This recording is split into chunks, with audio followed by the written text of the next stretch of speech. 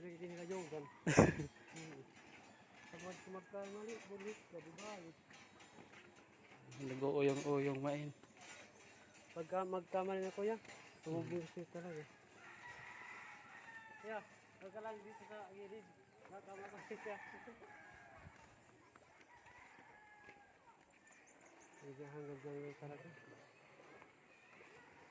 Oh, sumuka tayo din eh. Kuya, sumuka tayo din. Wah, paano naman ligo dito?